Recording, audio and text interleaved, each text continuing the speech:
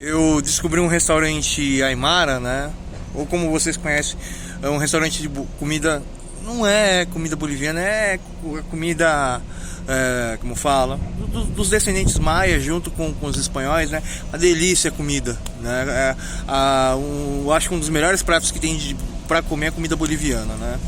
E vem falar que a Bolívia, apesar de eles serem mais humildes que a gente, a cultura deles é muito mais rica do que a cultura brasileira, que é a mistura indígena, um pouco do africano e do português, né? Que é pobre, né? E tal, porque a gente está matando a nossa cultura. Vamos lá, vamos entrar aqui na questão aqui.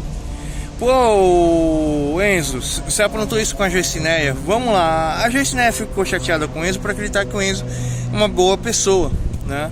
O Enzo ele não é mau, eu até gosto do Enzo, e teve uma treta antes entre o Enzo e o Click Time, fiquei do lado do Enzo, agora eu vou ficar contra você, Enzo. Mas só vou ficar contra você aqui e vou trazer um argumento aqui pra dar um baque em você aqui, mas esse é o grande problema seu.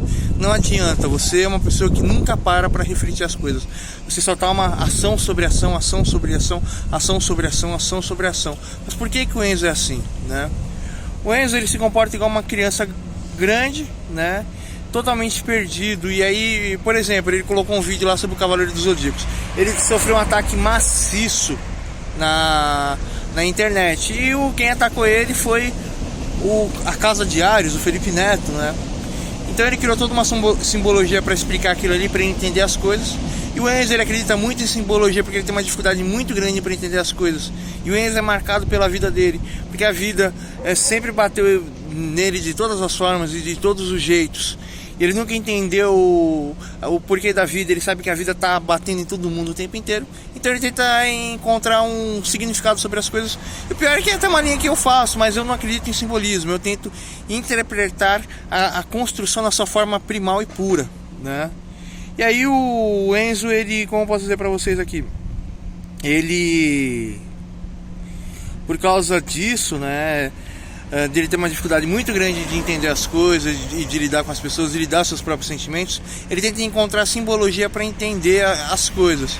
Então o Enzo é uma criança perdida, que é rejeitada pelas pessoas, sempre foi humilhado pelas pessoas, né?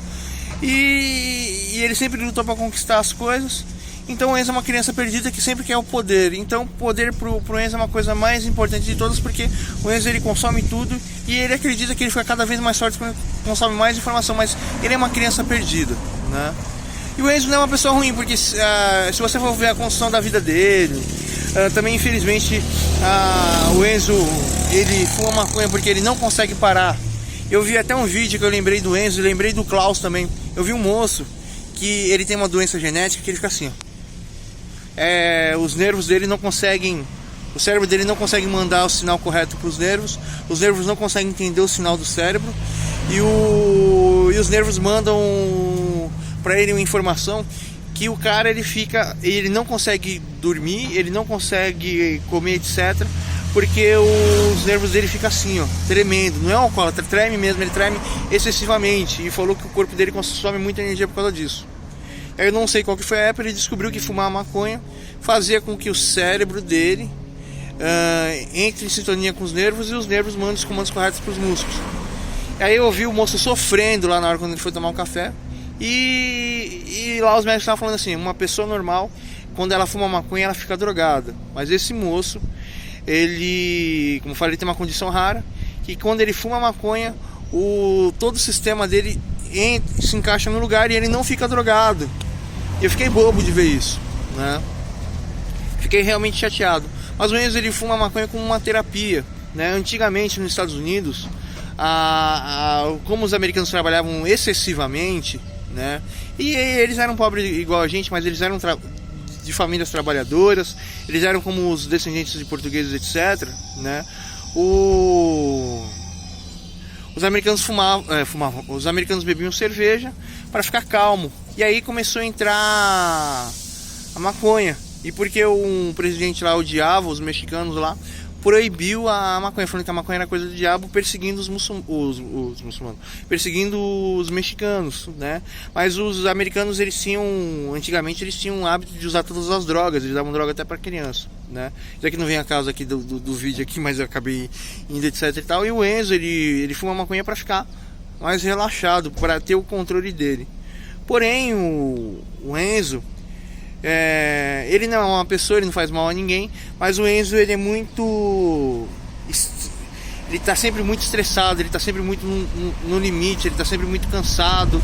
E o Enzo, ele não consegue ter uma vida normal, o Enzo, ele não consegue trabalhar de forma normal. Você vê que o Enzo, ele fala um monte de coisas erradas ali, que você vê que ele não tá falando a verdade ali da história da vida dele. O Enzo, ele não consegue ter uma vida normal, mas ele tem um histórico muito negativo.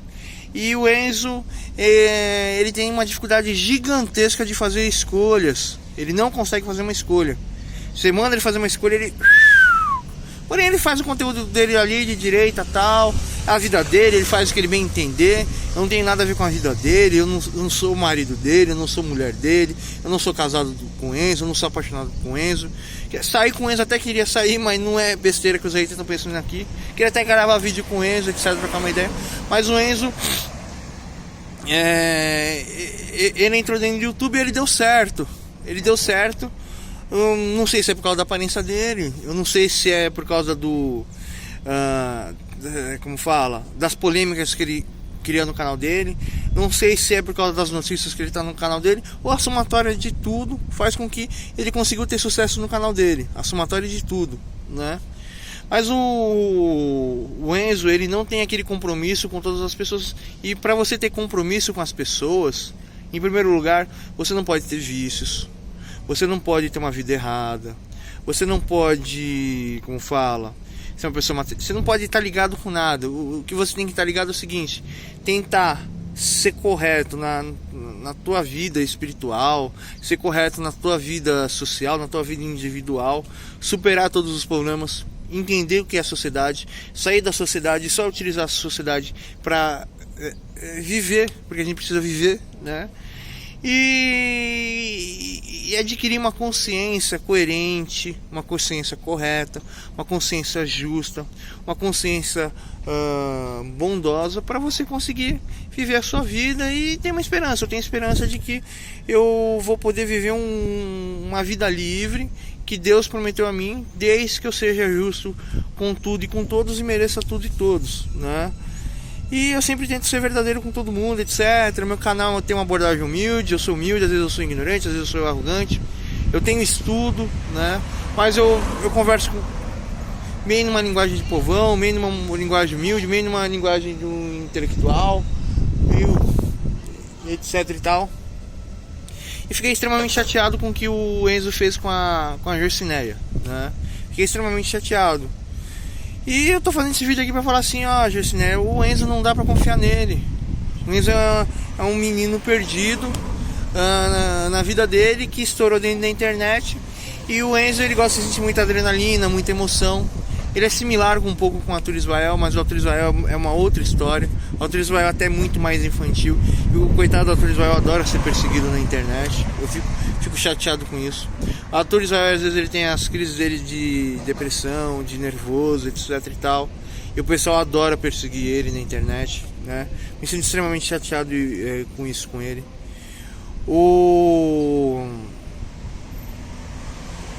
Como que eu posso terminar aqui esse vídeo aqui? Então, Gersineia, o meu canal é uma colônia de haters. O canal do Enzo é uma colônia de haters.